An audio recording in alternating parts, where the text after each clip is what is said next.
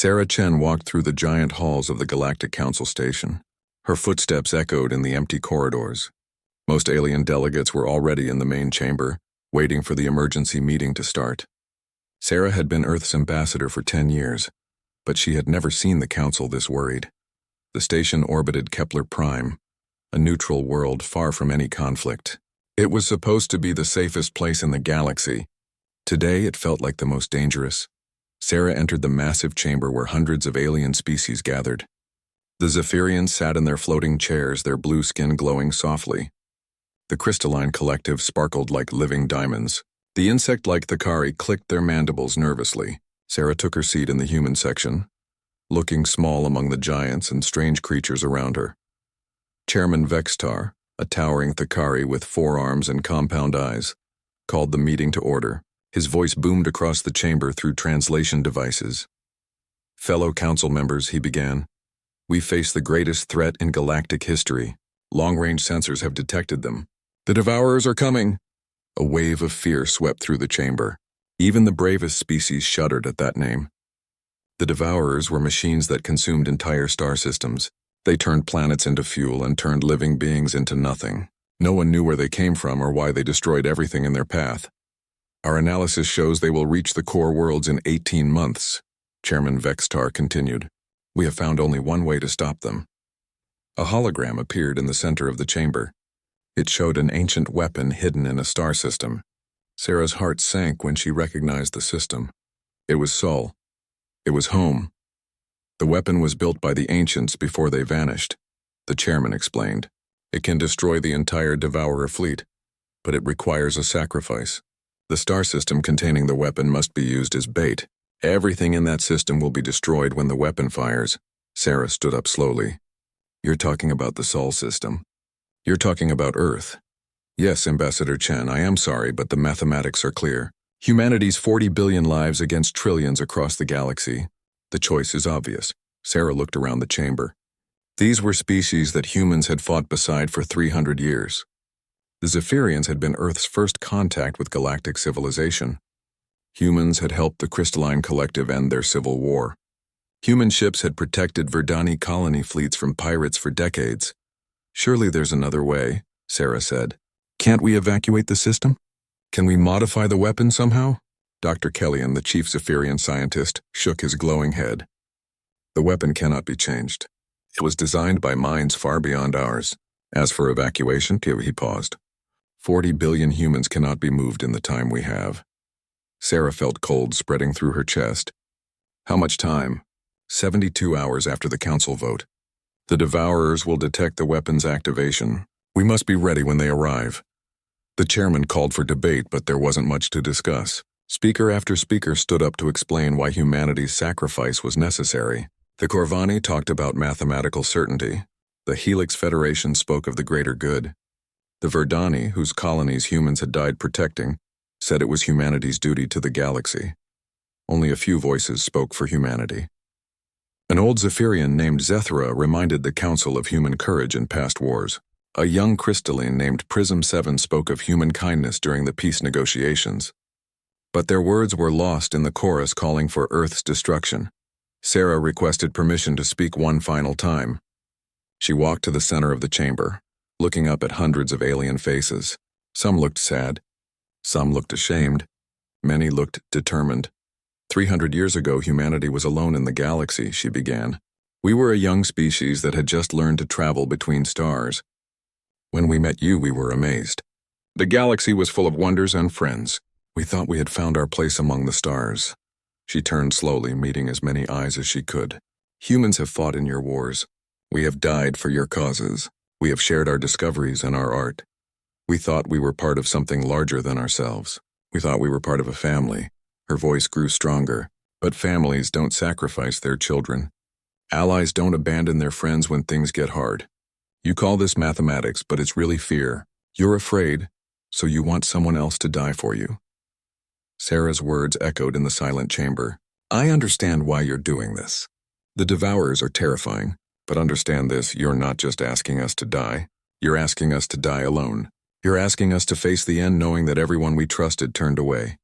Chairman Vextar's voice was gentle but firm. Ambassador Chen, your species' sacrifice will be remembered forever. Songs will be sung about human courage. Monuments will be built to honor your memory. Sarah laughed bitterly. Songs and monuments for the dead. How generous. The vote was called.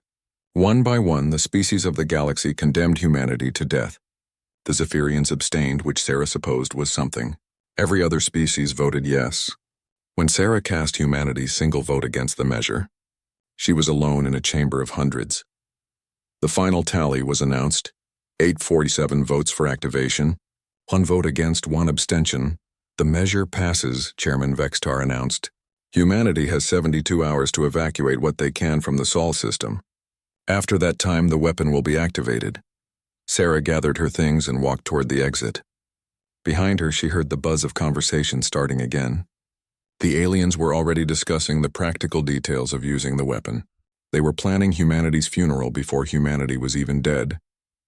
At the chamber doors, Sarah stopped and turned back one last time. Her voice carried across the huge room without amplification. You want us to run. You want us scattered across your worlds, grateful for whatever scraps you give us. You think this vote makes you wise. You think it makes you practical? She paused. You're about to learn that you're wrong about humans. We've never been very good at doing what we're told. As Sarah walked out, she heard whispers behind her. Some aliens wondered what she meant. Others discussed how they would divide up human technology and territory after Earth was gone. A few sounded guilty about what they had done. Sarah didn't care about their guilt anymore. She had a message to send to Earth, and she knew exactly what President Martinez would do when he heard it. The galaxy thought they knew humans. They thought humans would run when faced with impossible odds. They thought humans would accept their fate quietly. They were about to discover that they had never really known humans at all. In 72 hours, one way or another, the galaxy would learn what happened when you asked humanity to choose between running and fighting. Sarah smiled grimly as she headed for her ship. She knew what choice humanity would make. After all, humans had always been very bad at choosing the smart thing over the right thing. The galaxy was about to find out just how dangerous that could be. President Martinez stared at the holographic display showing Sarah Chen's face. The ambassador looked tired and angry, but her voice was steady as she delivered the Galactic Council's death sentence. 72 hours. Mr. President, that's what they gave us. The emergency meeting room in Geneva was packed with world leaders, military commanders, and scientists. Everyone looked stunned except for Admiral Rebecca Torres, who was studying shipping manifests on her tablet. How many people can we evacuate? Martinez asked the question everyone was thinking. Dr. Elizabeth Harper, head of the Evacuation Planning Committee, cleared her throat. Our allies promised transport ships for 2 billion people. That's assuming every ship arrives on time and works perfectly. And the other 38 billion? Martinez's voice was quiet. They die when the weapon fires. The room erupted. Some leaders demanded they contact the council again. Others suggested military resistance. A few talked about surrender. Admiral Torres kept studying her tablet, making notes. Martinez held up his hand for silence. Admiral Torres, you've been quiet. What are you thinking? Torres looked up with cold eyes. I'm thinking about those transport ships, sir. The ones that are supposed to save 2 billion people. She stood and activated the wall display. It showed shipping schedules and communication logs. The Zephyrians were supposed to send 300 heavy transports. Yesterday they sent a message about solar storms delaying their departure. Funny thing about solar storms, there aren't any in their region right now. More data appeared on the screen. The Crystalline Collective claims their ships need maintenance. The Verdani say their life support isn't compatible with humans anymore. Even species we've never had problems with are finding excuses. Dr. Harper looked confused. But they promised and they lied, Torres said simply. Or maybe they just changed their minds. Doesn't matter. The result is the same. Martinez felt ice in his stomach. How many ships are actually coming? Torres scrolled through her data. Best case? Maybe enough for 50 million people. Worst case? None at all. The room fell silent. President Yuki Tanaka of the Asian Federation spoke first. They want us to run in panic. They want us scattered and broken, begging for help on their worlds. Makes sense from their perspective, Torres agreed. Dead humans can't cause trouble, but scattered refugee humans are controllable, grateful, dependent. Dr. James Wright, Earth's chief scientist, had been reading on his tablet during the discussion. Suddenly he stood up, his face pale. "Mr. President, I need to show you something. Something about this weapon they want to use." The display changed to show technical specifications from the deep archives. Wright's hands shook as he explained what he had found. "I've been researching the weapon system. It's not just hidden in our solar system, it is our solar system. The sun has been modified over millions of years, turned into the largest cannon ever built." Martinez leaned forward. "What does that mean for us?" "It means the weapon doesn't have to destroy Earth," Wright said. "It can be fired safely, but only if someone stays behind to operate it manually. The process takes weeks of careful calibration." Admiral Torres understood first. "And whoever stays behind has to fight off the Devourer advance fleet while they work." Wright nodded. "The Devourers will send scouts ahead of their main force. They always do. Someone has to hold them off long enough to complete the firing sequence." Martinez looked around the room at the faces of Earth's leaders. He saw fear, but he also saw something else, something that had made humanity dangerous for thousands of years. He saw anger. "Gentlemen, ladies," Martinez said slowly, "I think we need to make a decision. Do we run and hope our former allies take care of us, or do we make our stand here?" President Yuki Tanaka was the first to speak. "My ancestors faced impossible odds many times. They never ran." Prime Minister Sarah Williams of the European Union nodded. "The British faced the Nazis alone for a year. They didn't surrender. One by one, the leaders of Earth made their choice. When the vote was finished, it was unanimous." Martinez stood up and looked directly at the camera that would broadcast his words to the galaxy. "This is President Martinez of Earth. We have received the Galactic Council's ultimatum. We have seen our allies abandon us when we needed them most. We understand that you expect us to run." He paused, letting his next words sink in. "You were wrong about humans. We're not running. We're not hiding. We're making our stand here, in the system where humanity was born. If you want our sun as your weapon, you'll have someone to operate it. But understand this, we're not doing it for you anymore. We're doing it because it's right." The transmission ended and Martinez turned to his team. "Admiral Torres, how long do you need to prepare our defenses?" "Give me everything we have and I'll give you the best fight in human history," Torres replied. "Dr. Wright, how long to understand this weapon?" "Every scientist on Earth is at your disposal, sir." "We'll figure it out." Martinez nodded. "Then let's get to work. The galaxy thinks they know humans. They think we're reckless and violent and unpredictable." He smiled grimly. "Let's show them they were right." Across Earth, the news spread quickly.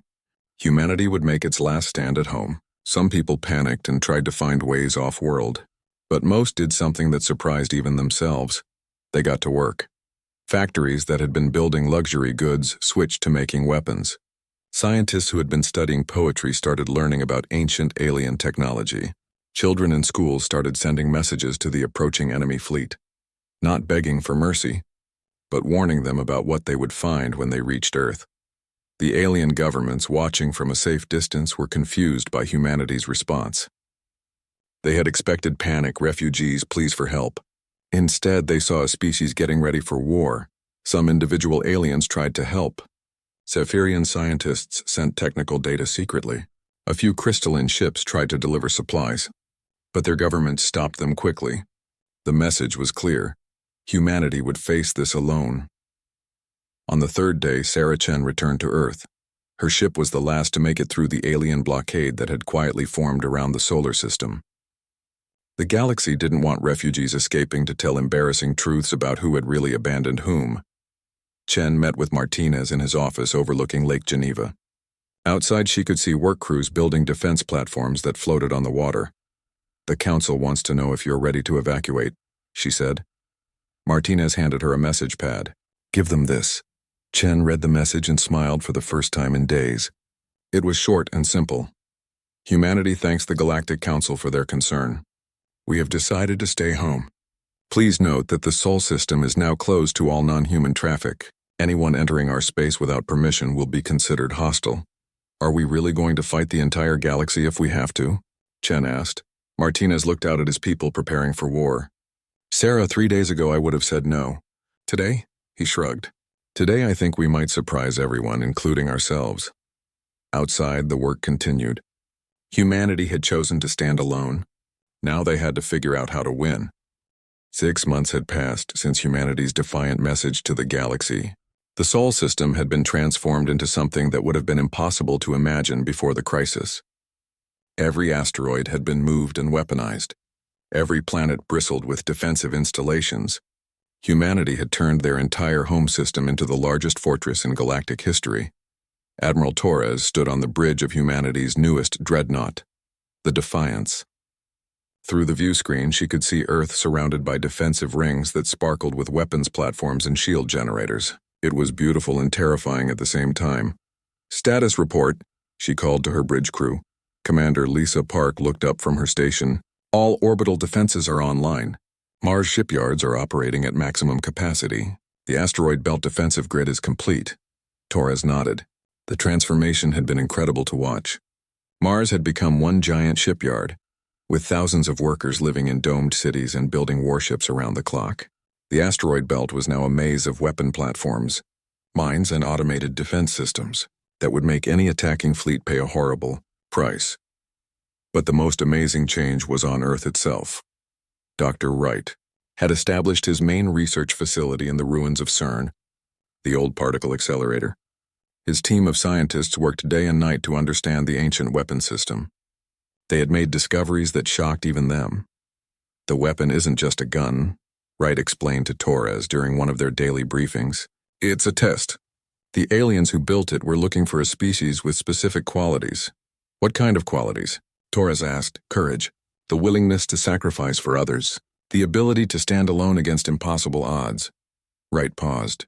"I think they were looking for a species exactly like us." The research had revealed something else amazing. The weapon system could be improved. Human engineering, combined with data secretly sent by sympathetic aliens across the galaxy, had allowed Wright's team to enhance the ancient technology. "We're not just building a weapon to destroy the Devourers," Wright continued. "We're building a beacon. When it fires, every species in the galaxy will see it. They'll know that someone made a stand." Meanwhile, Torres dealt with the military preparations. Humanity had always been good at war, but now they were perfecting it. New ship designs focused on speed and firepower over comfort. Weapons that pushed the laws of physics. Tactics that no sane species would try. The human ships were smaller than alien vessels, but they were faster and more maneuverable. They carried weapons that alien designers would call impossible. Energy cannons that should have melted their own ships. Missile systems that fired faster than safety protocols allowed.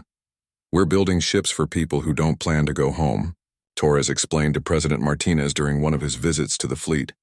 "Are you sure our people are ready for that?" Martinez asked. Torres looked out at the hundreds of ships being built in Martian orbit. Each one was crewed by volunteers who knew they were probably going to die. "Mr. President, I've never been more sure of anything. These people aren't fighting for the galaxy anymore. They're fighting for each other, for home, for the right to exist." The civilian response had been just as incredible. Artists created propaganda that stirred the human soul. Musicians wrote songs about standing against impossible odds. Writers told stories of ancient Earth heroes who had faced overwhelming enemies. Children sent messages to the Devourer fleet, which was still months away but getting closer every day. The messages weren't pleas for mercy. They were warnings. "You don't know what you're dealing with. We're humans. We don't surrender." Some of the messages made Torres laugh. Others made her cry. All of them made her proud. The galaxy watched humanity's preparations with growing confusion. Intercepted alien communications showed that many species were starting to regret their vote in the Council. They had expected humans to run away in panic.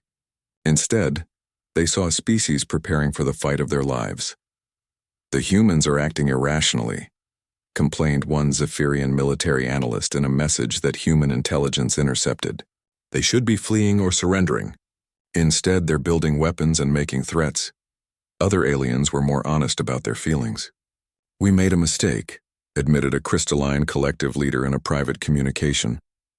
"We thought we were saving the galaxy by sacrificing humanity. Now I think we may have doomed it. If humans can make this kind of stand alone, what could they have accomplished if we had fought beside them?" A few individual aliens tried to help more directly. Ships arrived secretly with supplies and intelligence. The pilots were volunteers who risked execution by their own governments to aid humanity. Most were turned away by their species' military before they could reach Sol. but some got through. Torres met with one of them, a young Zephyrian pilot named Cathera, who had managed to deliver a cargo of rare metals needed for the weapon system. "Why are you helping us?" Torres asked. "Because you're doing what we should have done," the pilot replied. "You're standing up to evil instead of hiding behind mathematics and practicality. My grandfather fought beside humans in the Corvani War. He said humans were the only species crazy enough to charge a superior enemy position and brave enough to make it work." Torres smiled. "Your grandfather was a smart alien. He also said that the galaxy was a better place with humans in it. I think he was right." As the months passed, more individual aliens found ways to help. They couldn't send fleets or openly oppose their governments, but they sent something more valuable: information. Data about Devourer weaknesses discovered in ancient battles. Star charts showing Devourer staging areas. Technical specifications for weapons that might work against machine enemies. Research about the ancient species that had built the weapon system. Dr. Wright's team studied every piece of information. Slowly, they began to understand not just how to operate the weapon, but how to make it more effective than its builders had ever imagined. The original weapon was designed to destroy a Devourer fleet, Wright explained to Martinez and Torres. But with these improvements, we can do something more. We can send a message across the galaxy that will change everything. "What kind of message?" Martinez asked. "That evil can be stopped. That someone will always stand up even when everyone else looks away. That courage is contagious." Torres looked at the tactical displays showing the approaching Devourer fleet. They would arrive in less than 3 months. Humanity's preparations were almost complete, but would they be enough? "Dr. Wright," she said, "I hope your beacon works, because we're about to find out what happens when an unstoppable force meets an immovable object." Wright smiled. "Admiral, I've been studying humans for 40 years. I can tell you exactly what happens when someone tells a human something is impossible." "What's that?" "The human tries to prove them wrong." Outside, the work continued. Ships were launched from Martian shipyards. Weapon platforms came online. Scientists made final adjustments to the most powerful weapon ever built. And across the galaxy, individual members of hundreds of species watched and waited to see what would happen when humanity made its last stand. Many of them were starting to realize that they might have chosen the wrong side. The Devourer vanguard arrived at the edge of the Sol system like a plague of metal locusts. Admiral Torres watched from the bridge of the Defiance as her sensors tried to count the enemy ships. Each vessel was the size of a small moon, covered in weapons and swarming with smaller attack craft. "How many?"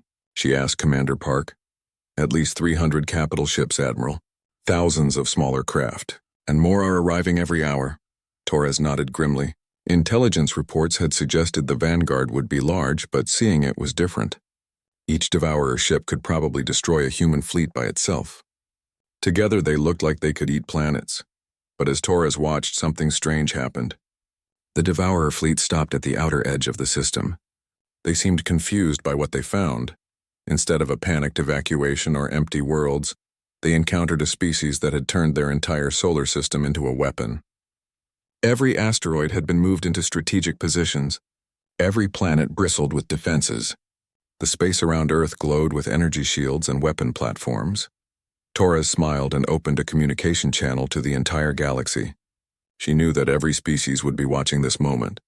"This is Admiral Rebecca Torres of the Human Defense Fleet," she began. Her voice was calm and steady. "You have entered the Sol system, birthplace and eternal home of humanity. We know what you are. We know what you do to inhabited worlds." She paused, letting her next words sink in across a dozen star systems. "We know our allies abandoned us to face you alone. We know you think you've already won." Her voice became steel. "You're about to learn why that was a mistake." The first Devourer ships began moving toward the inner system. They came slowly, cautiously, their sensors scanning for threats. What they found was the most heavily defended system in galactic history. The battle began when the Devourers reached the asteroid belt. Human weapon platforms opened fire from positions the enemy couldn't see until it was too late. Asteroids that looked empty suddenly blazed with energy weapons. Mines that had been disguised as space debris exploded in perfect coordination. The first wave of Devourer ships was cut apart before they knew what hit them. Torres watched the tactical display with satisfaction. "That's for thinking we were easy prey. But her satisfaction was short-lived. More Devourer ships poured into the system, and these were ready for a fight. They had learned from the first wave's destruction and adapted their tactics. The battle for the asteroid belt raged for 3 days. Human defenders fought with desperate courage, using tactics that no other species would attempt. They rammed damaged ships into enemy vessels. They detonated nuclear weapons at point-blank range. They fought dirty in ways that confused the Devourer algorithms. Commander Sarah Kim, leading a squadron of fast attack craft, summed up the human approach in a message that spread across the fleet. They think like machines. We think like humans who are really, really angry. The humans won the asteroid belt, but barely. Half their defensive platforms were destroyed. Thousands of defenders were dead. And this was just the vanguard of the Devourer fleet. Dr. Wright worked frantically in his laboratory beneath the Swiss mountains. His teams had made breakthrough after breakthrough, but they needed more time. The stellar weapon was almost ready, but the targeting system required manual calibration that would take weeks. How long until the main Devourer fleet arrives? Wright asked his assistant, Dr. Sarah Martinez. Long-range sensors show 6 weeks, maybe 7. Wright looked at his calculations. We need at least 8 weeks to complete the weapon calibration. So we need the fleet to buy us more time. Wright nodded and opened a communication channel to Admiral Torres. Admiral, we're going to need you to hold them off a little longer. Torres's reply was immediate. How much longer? 2 weeks. Maybe 3. There was a pause. Torres was looking at tactical displays showing thousands more Devourer ships arriving every day. We'll do what we can, Doctor. Just make sure that weapon works. The next wave of attacks came within hours. This time the Devourers had learned from their losses. They used different formations, different tactics. They sent smaller ships ahead to trigger mines and find hidden weapons. The battle moved to Mars orbit. The Red Planet had become humanity's main shipyard, surrounded by defensive stations and newly built warships. The fight there was brutal and close range, with ships ramming each other and Marines fighting hand-to-hand in damaged hulls. Captain Maria Santos commanded the battleship Indomitable during the defense of Mars. Her ship was surrounded by enemy vessels, taking damage from all sides. When her weapon systems failed, she made a decision that became legend. All hands, this is the captain. We're ramming the flagship. It's been an honor serving with you. The Indomitable accelerated directly into the largest Devourer vessel in the area. The collision destroyed both ships in a blast that could be seen from Earth. Santos's sacrifice saved the Mars shipyards, but barely. The Devourers had learned that humans would do anything to win. They began adapting their tactics to account for suicide attacks and impossible maneuvers. Meanwhile, across the galaxy, something unexpected was happening. Individual aliens were watching humanity's stand and beginning to question their own leaders' decisions. A crystalline engineer named Facet Prime sent a secret message to Dr. Wright's team. I have worked beside humans for 30 years. You saved my colony during the Civil War. I cannot send ships, but I can send knowledge. The message included technical data about Devourer weaknesses that had been classified for centuries. Wright's team used the information to adjust their weapon targeting systems. Similar messages arrived from dozens of species, not from governments or official channels, but from individuals who remembered fighting beside humans or being saved by human courage. A Zephyrian veteran sent star charts showing Devourer supply lines. A Verdani scientist transmitted research about the ancient weapon builders. A Corvani merchant provided intelligence about Devourer communication protocols. Admiral Torres realized that while governments had abandoned humanity, individuals across the galaxy were quietly choosing sides. They can't send fleets, she explained to President Martinez during a secure communication. Their leaders won't allow it. But they're sending something more valuable. They're sending hope. The battles continued as more Devourer ships arrived. Jupiter's moons became war zones. The space around Earth filled with debris from destroyed vessels. Human losses mounted, but so did enemy casualties. The Devourers had never encountered a species quite like humans. Most civilizations, when faced with overwhelming odds, either fled or surrendered. Humans seemed to fight harder when things looked hopeless. A captured Devourer communication, decoded by human intelligence, revealed their confusion. Target species demonstrates irrational behavior patterns. Casualties increase combat effectiveness instead of reducing it. Recommend new analysis protocols. Torres laughed when she read that report. They think we're broken because we fight harder when we're losing. They really don't understand humans at all. But the Devourers were learning. Each battle taught them more about human tactics. Their adaptation protocols were incredibly advanced, and they were getting better at countering human strategies. As the main Devourer fleet approached Sol, Torres knew that the next battle would be the last one. Her fleet was reduced to a few dozen ships. The orbital defenses around Earth were battered but still functional, and Dr. Wright's weapon was still not ready. She gathered her remaining captains for one final briefing. Looking at their faces, tired, scared, but still determined, she felt proud to be human. "Ladies and gentlemen," she said, "we've bought Dr. Wright almost 7 weeks.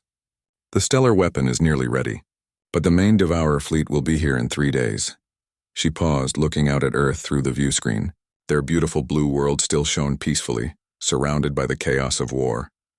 "We always knew this moment would come. When our allies walked away, we said humanity would stand alone. Well, now it's time to prove we meant it." Captain Chen of the destroyer Perseverance raised his hand. "Admiral, what are our orders?" Torres smiled. "Same as always, Captain. We stand between Earth and anyone who wants to hurt her. We buy Dr. Wright the time he needs, and we show the galaxy what happens when you underestimate humans." As the meeting ended, Torres received a priority message from Wright's laboratory. The weapon would be ready in 18 hours, but the main Devourer fleet would arrive in 12. Torres opened a channel to all human forces in the system. "All ships, all stations, all defenders. This is Admiral Torres. The enemy is coming and they outnumber us 1,000 to 1. Our allies have abandoned us. The galaxy expects us to fail." She paused, then continued with conviction that rang across the solar system. "But we're human, and humans have never been very good at doing what other people expect." The main Devourer fleet arrived like a wall of darkness blotting out the stars. Admiral Torres had seen the Vanguard and thought it was impressive. The main fleet was beyond imagination. Thousands of ships that dwarfed anything built by living beings, stretching across space like a mechanical galaxy. On Earth, Dr. Wright made final adjustments to the stellar weapon. His hands shook with exhaustion and stress, but his voice was steady as he spoke to his team. "Weapon charging sequence initiated. We have 6 hours until full power. Targeting systems are online. All we need now is time." Above Earth's atmosphere, Admiral Torres stood on the bridge of the Defiance and looked at her fleet. 43 ships. That was all that remained of humanity's space navy. Around Earth, the orbital defense platforms were damaged but still functional. It wasn't much to face an armada of thousands. Commander Park looked up from her console. "Admiral, we're receiving a transmission from the Devourer flagship." "Put it through." A voice filled the bridge, cold, mechanical, without emotion. "Biological defenders of Sol system. You have fought with unexpected efficiency. Surrender now and your deaths will be swift." Torres smiled and activated the reply channel. "This is Admiral Rebecca Torres of the Human Defense Fleet. I have a message for you and everyone listening across the galaxy." She knew that every species would be monitoring this frequency. This would probably be humanity's last words to the universe. You came here expecting to find prey. You found predators instead. You expected us to run when our allies abandoned us. We chose to fight. You expected us to surrender when faced with impossible odds. You really don't know humans very well." She paused, then continued with steel in her voice. "But you're about to get an education." The Devourer response was immediate. The massive fleet began moving toward Earth, thousands of ships in perfect formation. Their weapons charged simultaneously, creating a glow that could be seen from Mars. Torres gave her final orders. "All ships engage at will. Make them pay for every inch. And remember, we're not just fighting for Earth. We're fighting to prove that someone will always stand up to evil, even if they have to stand alone." The battle began with humanity's remaining ships charging directly into the center of the Devourer formation. It was tactical suicide, but it was also pure human stubbornness. No other species would have tried it. The destroyer Dauntless, commanded by Captain Singh, rammed 3 Devourer ships before its reactor overloaded.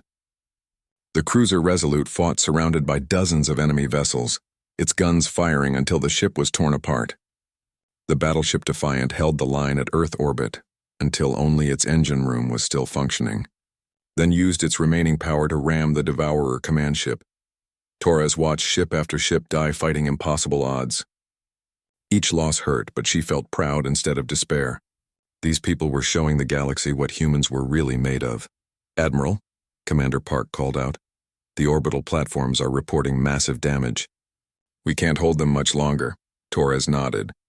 The platforms had done their job, destroying hundreds of Devourer ships, but they were being overwhelmed. Soon the enemy would reach Earth's atmosphere.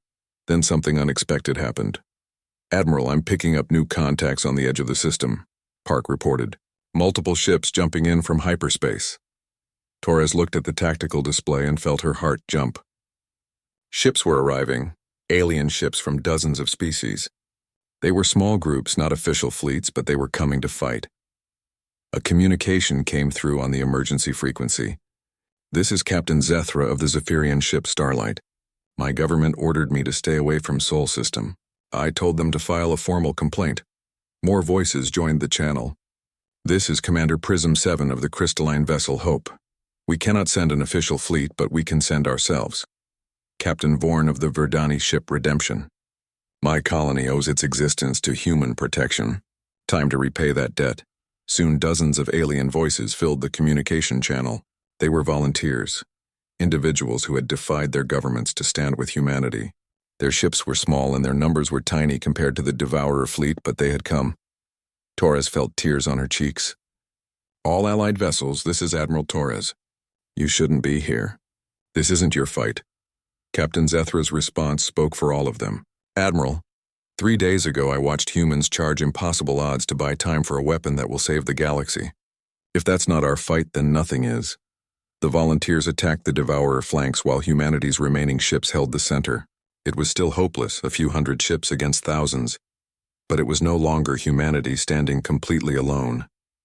On Earth, Dr. Wright watched the battle through his laboratory's monitors while making final weapon adjustments. The stellar cannon was almost ready, but he needed another hour of calibration time. "How long can they hold?" asked Dr. Martinez, his assistant. Wright looked at the tactical displays showing Devourer ships breaking through the defensive lines. "Not long enough, but maybe long enough." The battle raged closer to Earth. Devourer ships began entering the atmosphere, their weapons targeting population centers. But they met resistance they hadn't expected. Every human city had been armed and fortified. Anti-aircraft weapons fired from rooftops. Citizens with hunting rifles shot at enemy aircraft. Children threw rocks at machines that could destroy planets. It was completely futile and absolutely human. The Devourers had never encountered a species that fought back at every level. Most civilizations had armies and fleets, but when those were defeated, the civilians surrendered. Humans seemed to think that every individual was part of the military.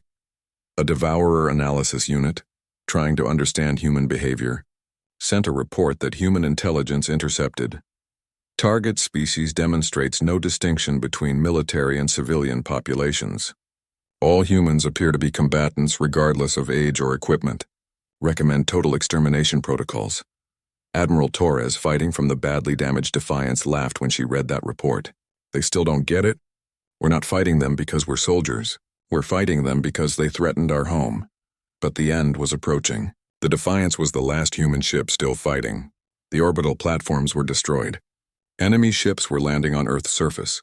Dr. Wright had minutes, not hours. Torres opened a final channel to Wright's laboratory. "Doctor, whatever you're going to do, do it now. We can't hold them anymore." Wright's reply was calm. "Weapon ready for firing, Admiral.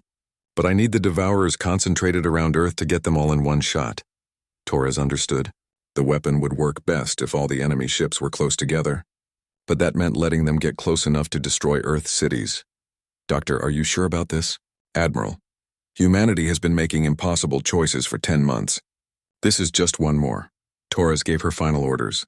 "All remaining ships, all ground forces, all volunteers, fall back to Earth orbit. Make them follow us. Bring them in close." What happened next became the most famous retreat in galactic history. The surviving defenders pulled back toward Earth, fighting every step of the way. The Devourers followed, thinking they were winning. Soon thousands of enemy ships were concentrated around humanity's homeworld. Dr. Wright stood in his control room, looking at displays showing the enemy fleet surrounding Earth.